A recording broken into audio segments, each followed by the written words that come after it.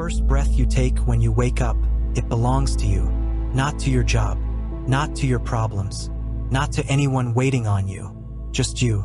But most people hand it over before they even realize what they're doing. Eyes barely open and they're already anxious, already reaching for the phone, already letting the day pour into their head before they've had a single second to prepare for it. The 1% who actually control their lives, they're not smarter than you. They don't have more time than you. They haven't been handed something you haven't. They just discovered something that 99% of people will go their entire lives without truly understanding. And it happens before 8 in the morning. The Stoics knew this thousands of years ago. Marcus Aurelius, an emperor ruling the most powerful civilization on earth, woke up every single morning and did something most people today still can't manage. He chose his mind before the world could choose it for him. He wrote about it. He practiced it. He built an entire philosophy around it. And the results? He's still being quoted 2,000 years later. Your mind in the morning is wet cement. Whatever touches it first leaves a permanent print. Not just for that hour, but for the entire day. For 99% of people, what touches it first is panic, doubt, the weight of everything unresolved. They lose the day before the sun finishes rising and they don't even feel it happening. They think they're just having a slow morning. What they're actually doing is surrendering. Your whole life gets won or lost in that first hour. Not in the afternoon when you're grinding through your to-do list. Not at night when you're lying there replaying what went wrong. Right there, in the silence before 8 a.m. In the space between your alarm going off and your feet hitting the floor. That space is everything. The Stoics didn't leave that space to chance. They filled it deliberately. They understood something modern psychology is only now catching up to, that thoughts aren't random. They're planted. And if you don't plant them yourself, something else will. Your environment plants them. Your unresolved fears plant them. Yesterday's failures plant them. So the 1% who've studied and applied Stoic philosophy, they grab control early before the invasion starts. They don't wait for motivation. They don't scroll until inspiration strikes. They don't ease into anything. They build the day quietly, with precision, with intention. Because they know what Marcus Aurelius knew. You have power over your mind, not outside events. Realize this and you will find strength. That's not a motivational quote to put on a wall. That's an operating instruction. And today we're going to break down exactly how the 1% use it. 7 habits. 7 specific things the people who've studied Stoic philosophy actually practice before 8 a.m. Not theory, not general advice. The exact behaviors that separate the people who lead their days from the people who are led by them. If you stay until the end, you're going to walk away with something real. Not a feeling, a framework. Something you can use tomorrow morning. So let's get into it. Habit number 1, they don't wake up. They take command. Waking up and taking command are 2 completely different things. And most people have never once in their lives done the second one.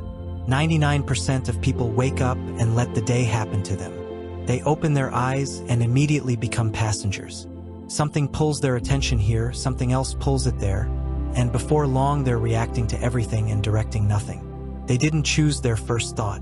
They didn't choose their first emotion. They just woke up, and then the day took over. The 1% do something different. They take command. Here's what the Stoics understood about the human mind that most people still don't. There's a gap. A small, almost invisible gap between the moment your eyes open and the moment your conscious mind fully activates. 5 seconds, maybe 10. Most people don't know it exists, but it's there. And what you do in that gap determines everything about the next 16 hours. Your brain in those first few seconds is transitioning, moving from unconscious to conscious. It's soft, vulnerable, wide open, no defenses yet, no filters. It's booting up, and during that boot sequence, you get to choose which programs run first. People who've practiced Stoic philosophy choose focus, gratitude, intention, strength. Everyone else by default loads worry, regret, the mental residue of yesterday, old patterns that haven't served them in years. Marcus Aurelius said, "The impediment to action advances action. What stands in the way becomes the way." The Stoics didn't roll over. They didn't ease into comfort. They struck first. They controlled their breath, their posture, their first deliberate thought, because they knew that first thought is the leader. Everything that follows either supports it or fights against it. Your body wakes up before your mind does. In that unguarded space, your mind defaults to whatever it was running before you fell asleep. Old fears, old narratives, old versions of yourself you've been trying to leave behind. The 1% interrupt that. They don't let yesterday's mental state become today's starting point. They reset on purpose. Taking command means you don't ask yourself how you feel when you wake up. You tell yourself. You don't wait to see if you have energy, you decide you do. You don't wonder if today will be good. You declare what you're going to make it. This sounds demanding because it is. Morning is not the time for passivity. Being passive in the morning is submission. And submission at 6 a.m. becomes a lost day by noon. Seneca said, "He who is brave is free." And the Stoics believed freedom started in the mind, specifically in those first unguarded moments of consciousness.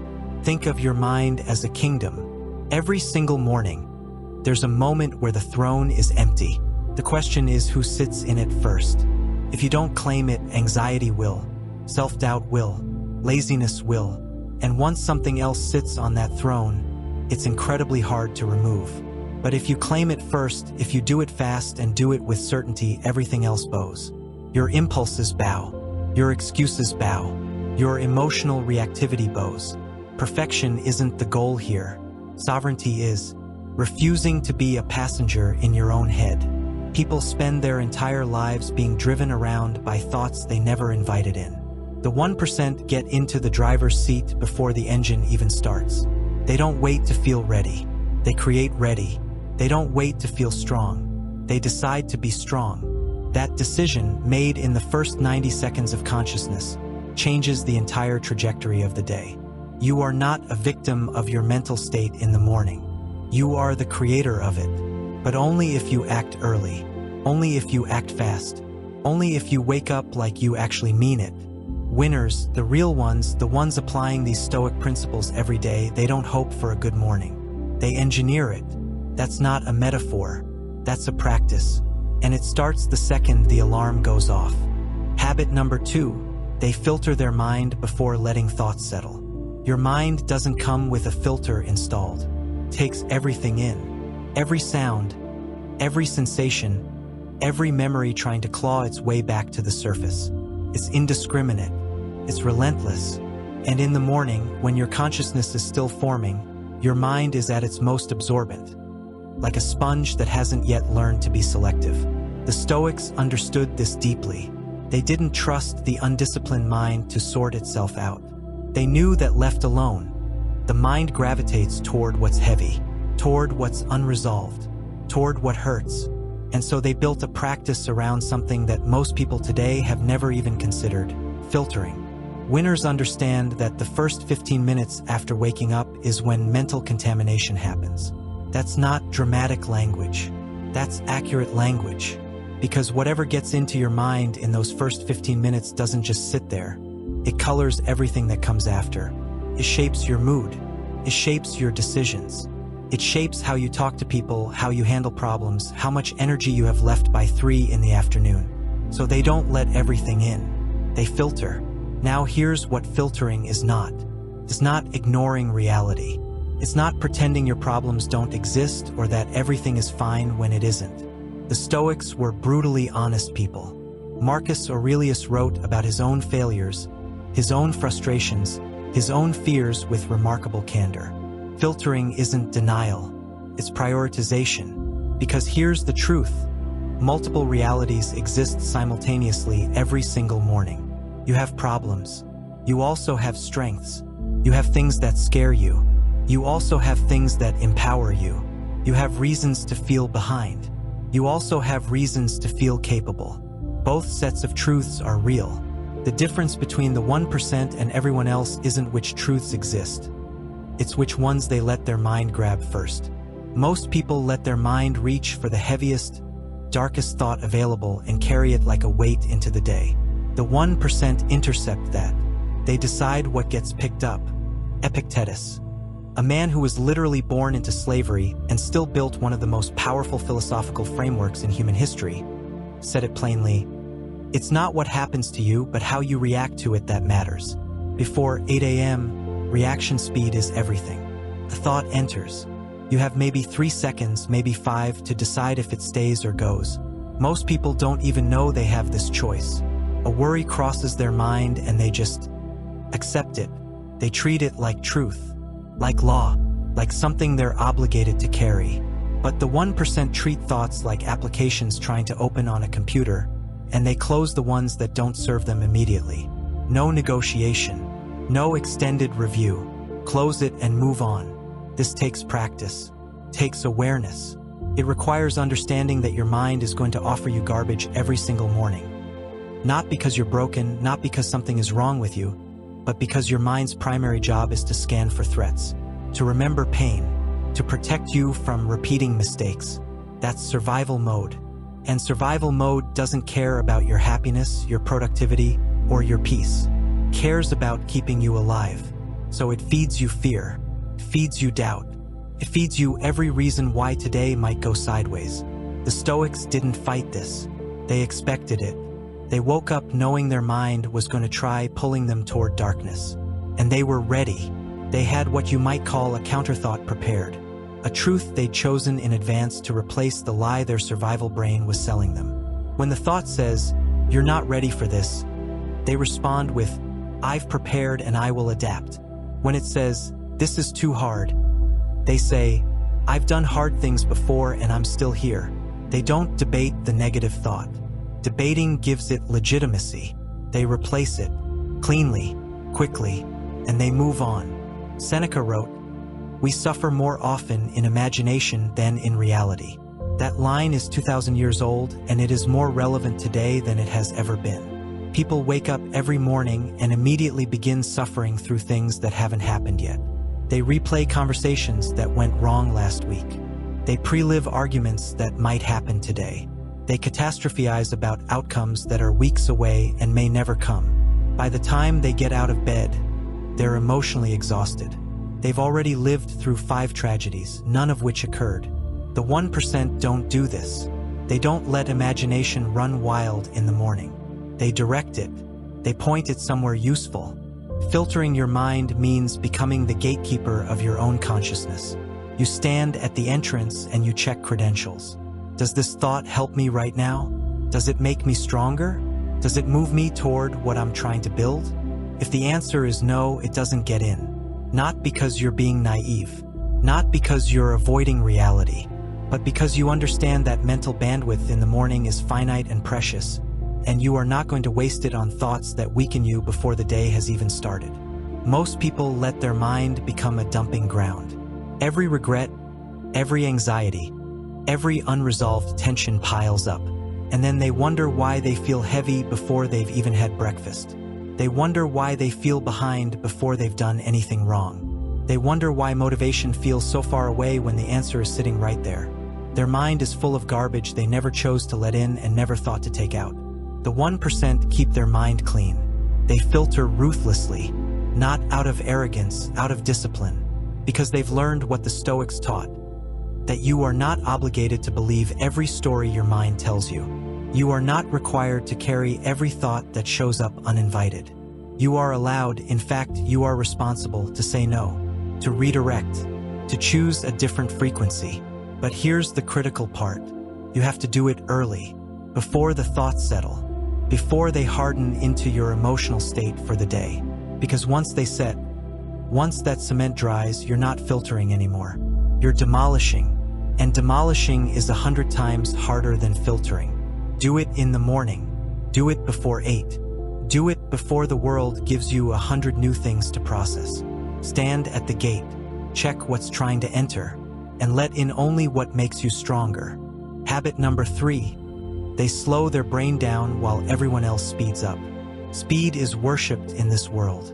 Fast replies, fast decisions, fast everything. Hustle culture tells you that the person moving fastest wins. And on the surface, it sounds right. It sounds productive. It sounds like the kind of thing a winner would believe. But the 1% who've studied Stoic philosophy know something that sounds completely backwards. The fastest way to win the day is to slow your brain down first. While everyone else is mentally accelerating the moment their eyes open, they deliberately slow down. Not because they're lazy, not because they lack urgency, but because they understand something about human neuroscience that most people have never been taught. When you wake up, your nervous system is in the process of deciding what mode to operate in for the day. Fight or flight, high alert, reactive, cortisol-driven, or calm and focused, deliberate, clear, operating from a place of actual control. The speed of your thoughts in the first 20 minutes sends a direct signal to your entire body about which mode to choose. If your thoughts race the moment you wake up, if you're immediately running through your schedule, your problems, your to-do list, every unfinished thing from yesterday, your body reads that as danger. Cortisol spikes, heart rate climbs, muscles tighten. Your system assumes something is wrong and activates accordingly. And once you're in survival mode before 8 a.m., that's the baseline you're operating from for the rest of the day. Every conversation, every decision, every challenge gets filtered through a nervous system that believes it's under threat. You can't think clearly in that state. You can't lead yourself or anyone else from that state. You can only react. Marcus Aurelius wrote, "Confine yourself to the present, not to the meeting at 10, not to the difficult conversation you've been avoiding, not to the project deadline, the financial pressure, the things that didn't get done last week.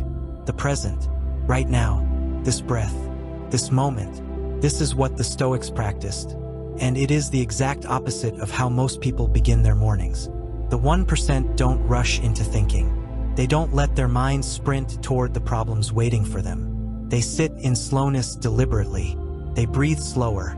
They think slower. They move slower. And from that stillness, something becomes available that never shows up in the rush: clarity. Slowing down your brain is not a passive act. It is one of the most disciplined things a person can do in a world that is constantly trying to accelerate you. Because everything is pushing you to speed up. Notifications push you. Your own anxiety pushes you. The fear of falling behind pushes you. And if you let it, if you surrender to that pressure the moment you wake up, you'll spend the entire day chasing your own thoughts and never catching them. You'll feel busy but accomplish nothing that matters. You'll feel exhausted but have nothing real to show for it. Epictetus said, "First say to yourself what you would be, and then do what you have to do. Before you can do anything with intention, you have to know what you're intending. And you cannot know that if your brain is already at full throttle. You need stillness first. You need the slow before the fast. This is what separates people who control their mornings from people who are controlled by them. It's not about doing more. It's about starting from the right internal state and then doing everything from there." Habit number 4, they cut off mental noise before it multiplies. Mental noise doesn't start loud.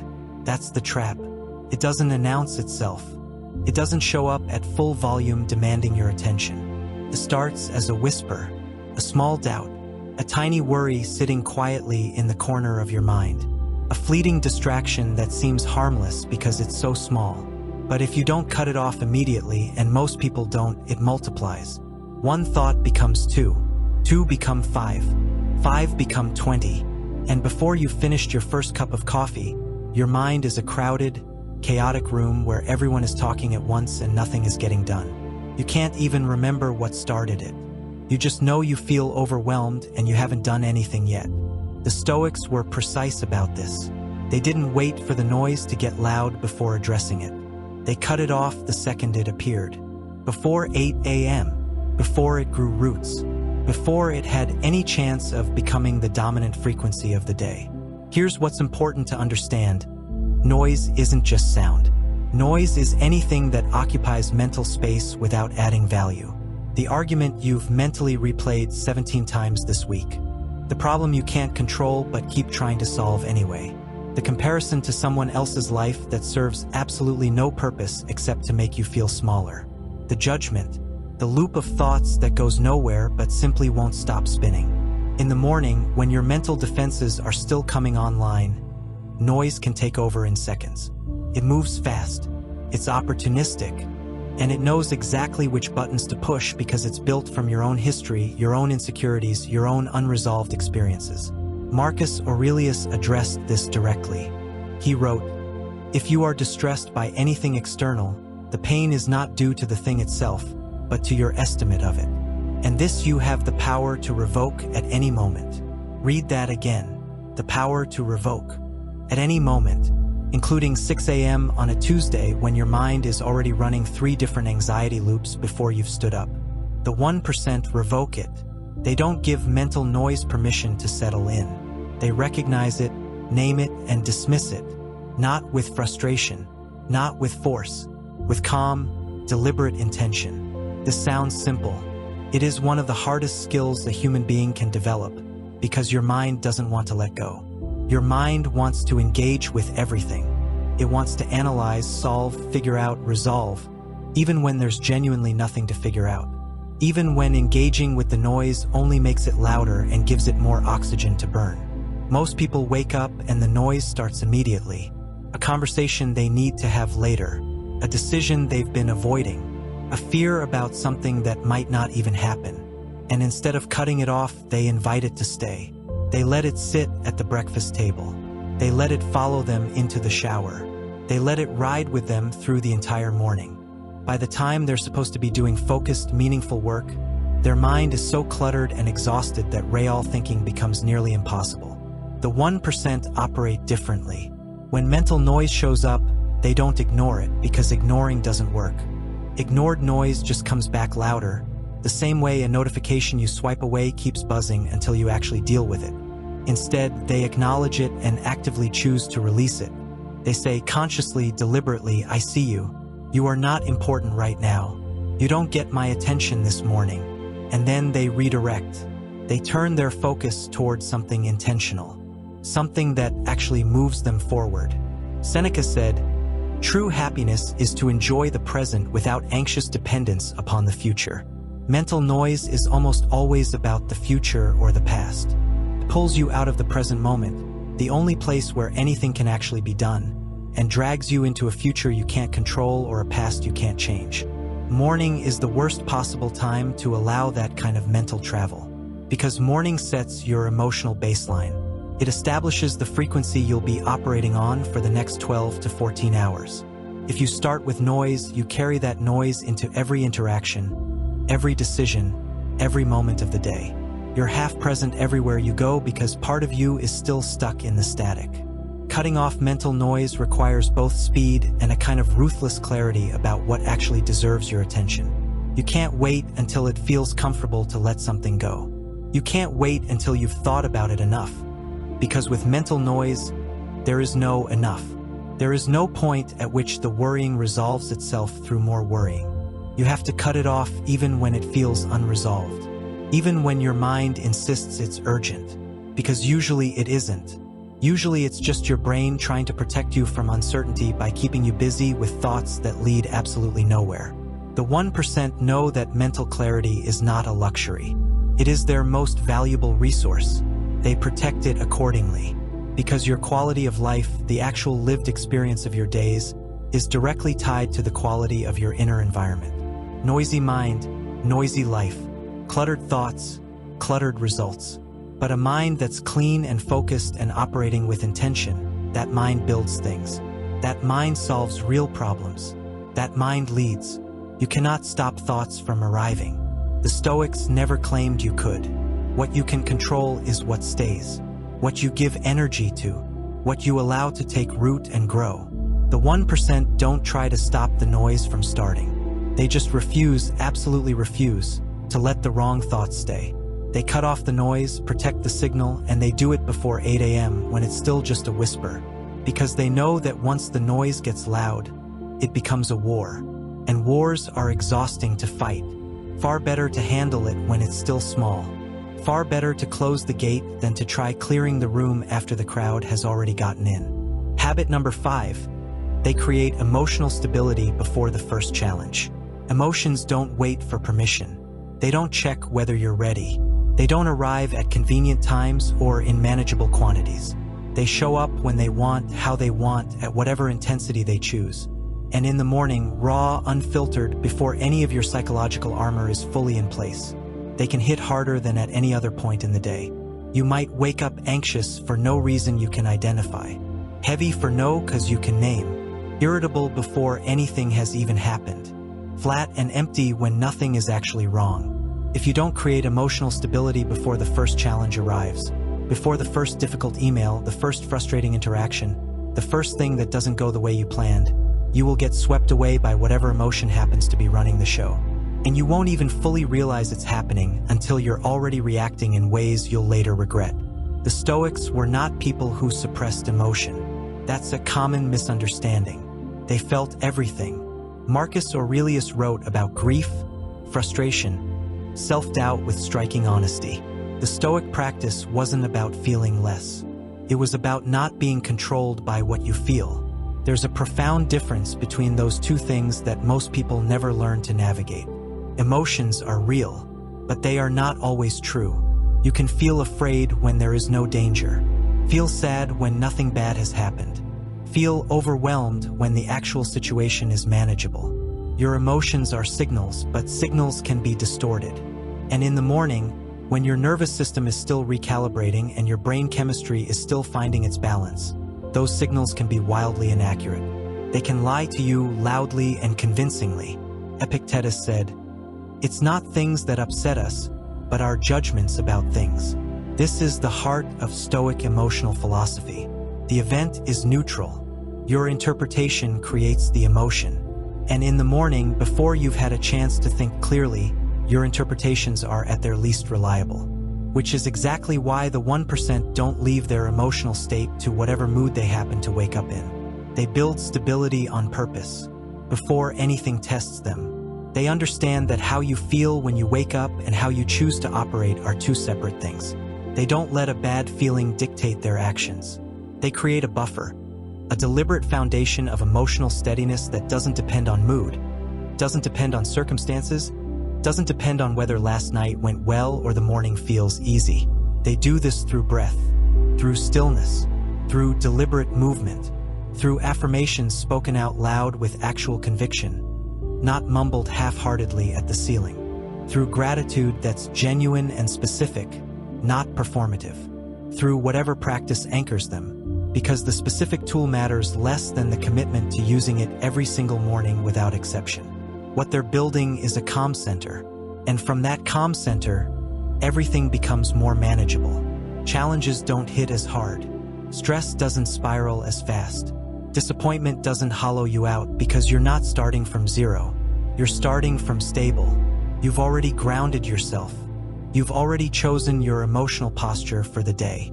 So when something difficult arrives, and it will, you don't collapse. You adjust. Marcus Aurelius wrote, "Very little is needed to make a happy life. It is all within yourself, in your way of thinking." Emotional stability isn't about manufacturing happiness. It's about refusing to be at the mercy of your own internal weather.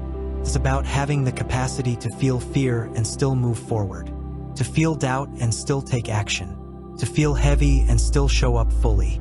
The difference between someone who falls apart at the first sign of trouble and someone who stays solid, it isn't talent. It isn't luck. It isn't that one person's life is easier than the others. It's emotional stability, built quietly before anyone is watching, in those early morning minutes that most people waste. The 1% build it while everyone else is still stumbling around emotionally blind. They don't wait to see how they feel before deciding how to act. They decide how to act, and then they create the internal state that supports that decision. That's the sequence. That's the edge. And it makes them, by the time 8 a.m. arrives, genuinely unshakable in a way that has nothing to do with pretending and everything to do with preparation. Habit number 6. They lock in one powerful thought and build the entire day around it. Most people wake up with 100 thoughts competing for attention simultaneously. The meeting at 9, the conversation they're dreading, the bill that's due, the goal they haven't made progress on, the version of themselves they keep meaning to become. 100 different signals firing at once, pulling in 100 different directions. And because they don't choose one, they end up chasing all of them and catching none. They move through the day scattered, reactive, busy in a way that feels like motion but produces very little. And by evening, they look back and can't quite explain why they feel so drained when they can't point to anything they actually built. The 1% do the opposite. They lock in one powerful thought before 8 a.m. and they build the entire day around it. Not 10 thoughts, not a vision board of aspirations. One single thought. Because one clear thought executed with full commitment is worth more than 1,000 scattered ideas that never find traction. The Stoics understood this as a matter of identity. This wasn't just a productivity strategy, it was a philosophical practice. Every morning was an opportunity to decide who you were going to be that day. Before circumstances decided for you.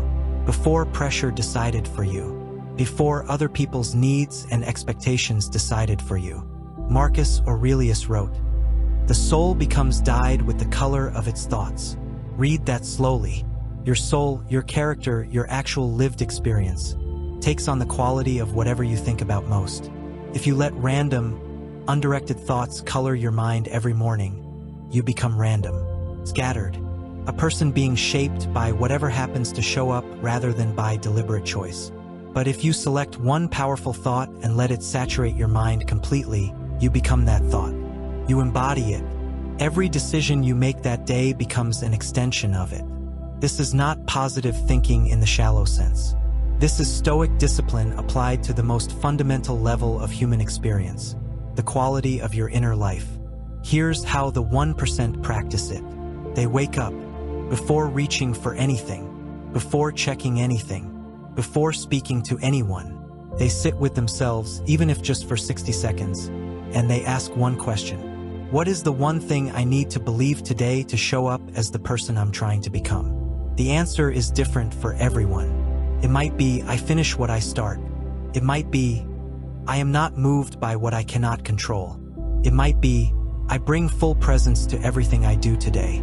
It might be, I choose discipline over comfort. The specific words matter less than the resonance. It needs to feel true and it needs to feel strong. It needs to be something you're willing to defend all day long regardless of what happens. And then, this is the part most people skip, they repeat it. Not once, not twice. They repeat it until it stops being a sentence and starts being a frequency. Until it moves from the intellectual level down into the body. Until their nervous system believes it. Until they feel it shift something internally.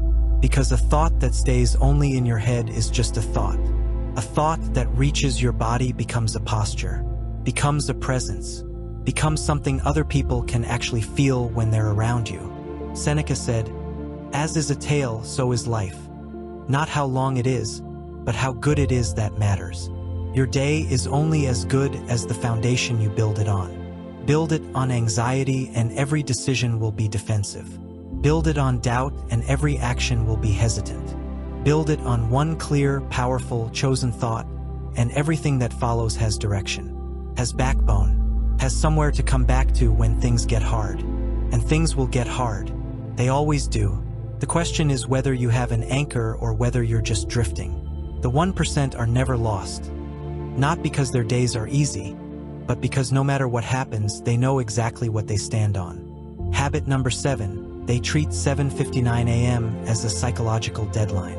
Everything we've talked about, taking command, filtering your mind, slowing down, cutting off noise, building emotional stability, locking in one powerful thought. None of it happens automatically. None of it happens by accident. And none of it happens if you give yourself unlimited time to do it. This is where the final Stoic habit comes in. And it's the one that makes all the others real. The 1% treat 7:59 a.m. as a hard psychological deadline. A line in the sand. A point of no return after which the morning's inner work is done and the day begins. Not 8:15 when it feels more convenient. Not sometime before I really get going. 7:59. Specific. Non-negotiable. Sacred. The Stoics were deeply serious about time. Seneca, who wrote more about time than almost any philosopher in history, said, "It is not that we have a short time to live, but that we waste a lot of it."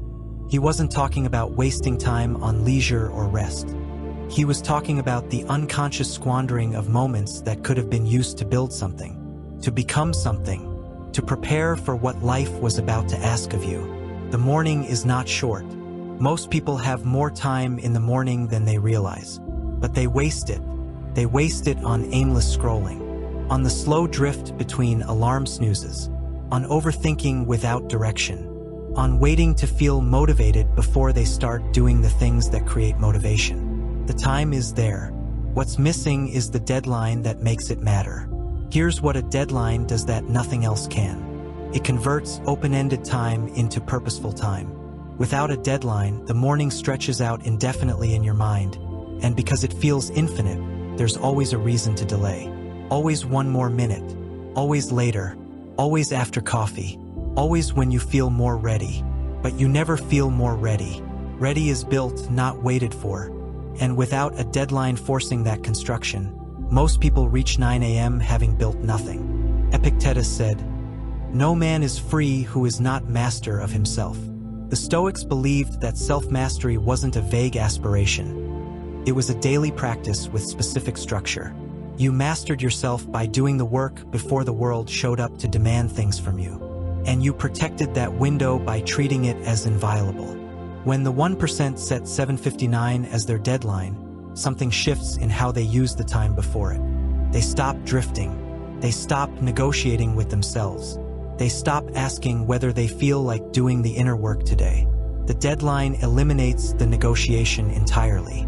There's no, maybe I'll meditate tomorrow. There's no, I'll set my intention later. There's a deadline, which means there's urgency, which means there's focus, which means things actually get done. And here's what the deadline creates that goes beyond productivity. Identity. When you consistently do the inner work before a specific time every single day, when you take command, filter, slow down, cut the noise, stabilize, lock in your thought, and do it all before 7:59, you stop being someone who's trying to develop discipline. You become someone who has it. The practice becomes the proof. And the proof rewires how you see yourself, which rewires how you show up, which changes everything. The world wakes up at 8 a.m. and it immediately wants something from you. It wants your attention, your energy, your time, your emotional bandwidth. It wants you to react to it, respond to it, serve it, manage it. And if you haven't prepared, if you haven't done the Stoic work first, you'll give it everything you have and arrive at the end of the day empty, wondering where the hours went and why you feel so far from the person you're trying to become. But when you treat 7:59 as your deadline, when the inner work is complete before the world comes knocking, you enter every interaction from a different place. You're not catching up. You're not reacting. You're not trying to find yourself in the middle of the noise. You already found yourself. You found yourself in the quiet, in the early, in the minutes before anyone was watching. And that changes everything about what the rest of the day becomes. This is the blueprint. 7 Stoic habits practiced by the 1% before 8 a.m. They take command of the first moment of consciousness. They filter what gets into their mind before it has time to settle. They slow their brain down while everyone else races toward panic. They cut off mental noise before it multiplies into something that controls the day. They build emotional stability before the first challenge arrives. They lock in one powerful thought and let it become the backbone of every decision. And they treat 7:59 a.m. as a deadline that cannot be moved. None of this requires a perfect morning. None of it requires exceptional circumstances or rare talent or a life without difficulty. What it requires is intention, consistency, the willingness to do the inner work before the outer world makes its demands. That's it. That's the whole practice. Marcus Aurelius ruled an empire and still found time to sit with his own mind every morning and do this work. Epictetus had nothing, no freedom, no possessions, no external power, and still built an inner life so strong that his philosophy has outlasted every empire that existed in his time.